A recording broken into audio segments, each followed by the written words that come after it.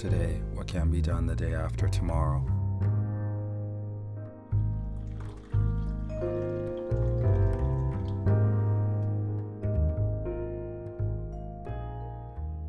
I've procrastinated for weeks about getting this video recorded and published, assuming that I had all this time in the future.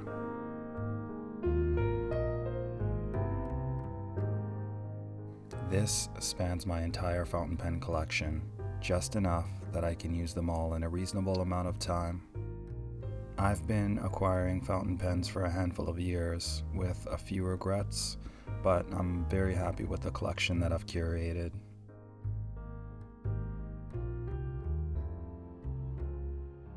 My first fountain pen was a Pilot Metropolitan. With no idea what I liked, I literally walked into a pen shop one day and bought purely based on price. Shortly thereafter, I got this LAMY Safari in charcoal black.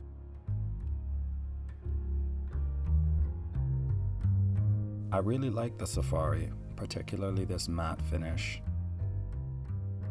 It's got a very large and easy to view ink window. The facets on the section make it easy to grip and write with over long periods of time. It features a steel nib. It isn't the smoothest writer in the world, but it's by no means scratchy. I really like the clip. It's big and super functional. The cap snaps on with a satisfying click. It's just a reliable pen, and for a long time it was my work pen. One that I wouldn't worry about losing if someone decided to walk away with it. Next up is the TWSBI Eco Jade. TWSBI makes some of the best piston filling pens at a very reasonable price. The piston action is very smooth and easy to operate with a few twists. In my opinion, this jade color is one of the best TWSBI have on offer.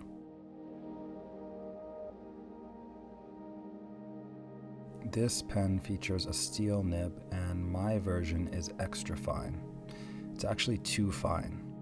When I first started out with fountain pens, I really thought that I would like writing with extra fine nibs because my writing was very small and compact at the time. I've found myself gravitating towards fine, medium, and even broader nibs more recently.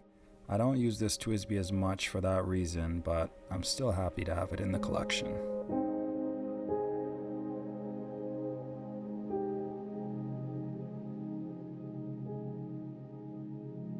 Next up, one of my favorites, the BENU Euphoria Bora.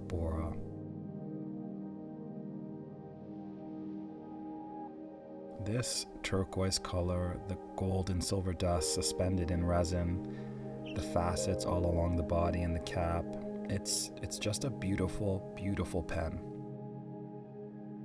I really like BENU's philosophy when it comes to inspiration and design.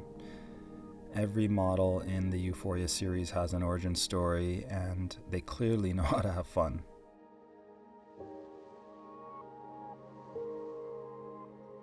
I really like this pen's size and weight. It's oversized without being too fat, due in large part to the very narrow section that's smooth and very comfortable. This is a cartridge converter filling system. It's currently inked with Tuna Gray, a collaboration between the stationery shop Wonder Pens in Toronto and Dominant Industry. This medium nib is one of the smoothest I've ever used. I have another nib for this pen in fine, and both write equally well. Next up is my one and only American pen. This is the Franklin Christoph Model 31 Smoke and Ice. It is a demonstrator, as you can see, and my first and only custom grind. The Nagahara Stub grind in medium. It's a steel number 6 nib, and it's a lot of fun to write with. You get a fair amount of variation in your strokes depending on which direction you're writing in. Very comfortable section. It's bigger than both the BENU and TWSBI Eco. It's not heavy by any stretch, but it does have a nice weight and a nice balance to it, especially when it's unposted. Right now I have it inked up with another collaboration between Dominant Industry and Wonder Pens. This color is Ginger Chicken.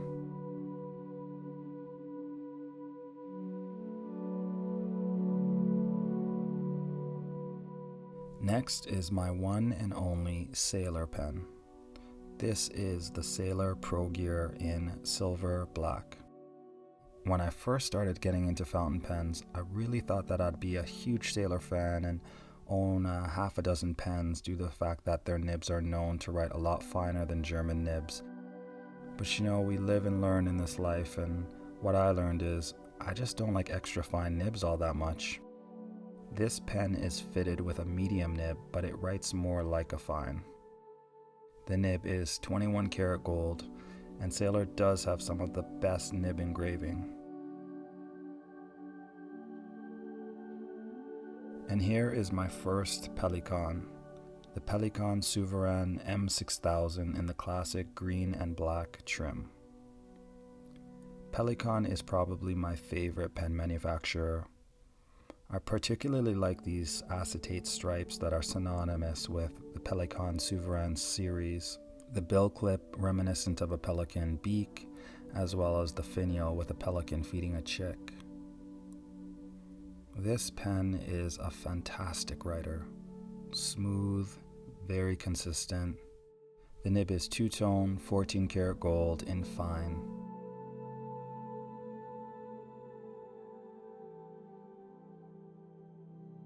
The Souverän line are all piston fill system pens, and the M600 model and below use a plastic piston rod, which make it lighter than some of the other models in the series. Next is the Pelikan Souverän M805 Stresemann. This has to be one of the most handsome pens I have ever seen. Probably the smoothest writing pen in my collection. It's a toss-up between this and the BENU Euphoria Bora. On Midori paper, it is divine. On Clairefontaine, it's like skates on fresh ice. Right now it's filled with J. Herbin Bleu de Profondeur. The nib is rhodium plated 18 karat gold in medium.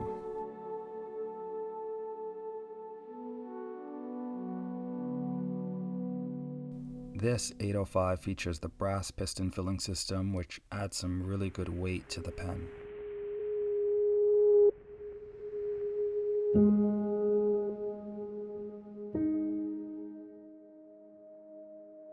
The length is pretty close to perfection to my hand.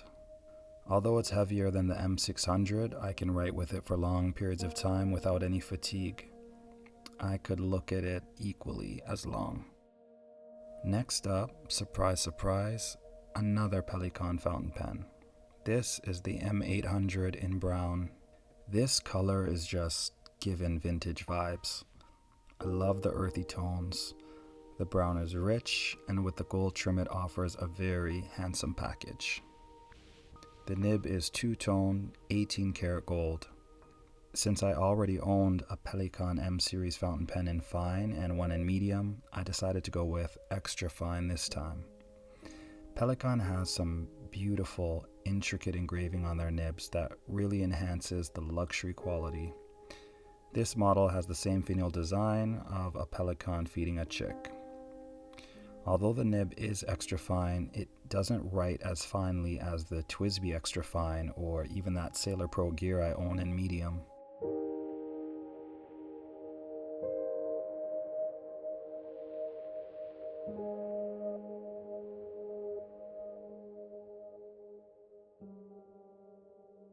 Next up is the most comfortable pen size from my hand unposted, the Pelikan Souverän M1000. This version is in plain semi-translucent black. At the time I was trying to decide between the M1000 and a Montblanc Meisterstück 149. I decided to stick with Pelikan because I just love the brand so much and I knew what I was getting when it came to that writing experience. Not to mention the M1000 was significantly less expensive. The nib size is really interesting. It is massive. quite a bit bigger than that of the M600 and M800. I'm a fan of that extra distance between the pen and paper because of the large nib. The nib is 18 karat bicolor gold in fine. It writes more like a true medium in my opinion.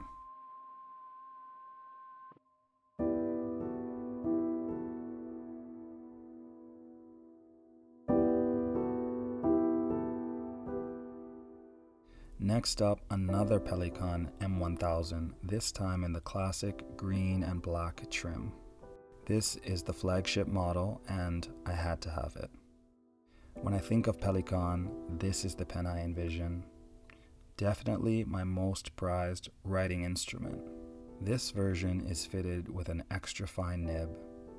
It is not as fine as the M800 extra fine nib, probably because of the slight flex you get with the M1000 nibs. It is definitely not a flex nib, but you can spread those tines if you apply a little bit more pressure. And finally, the pen that I use almost every day is this Travelers Company brass fountain pen. I've been using Travelers Company notebooks for a very long time, probably since 2005 or so.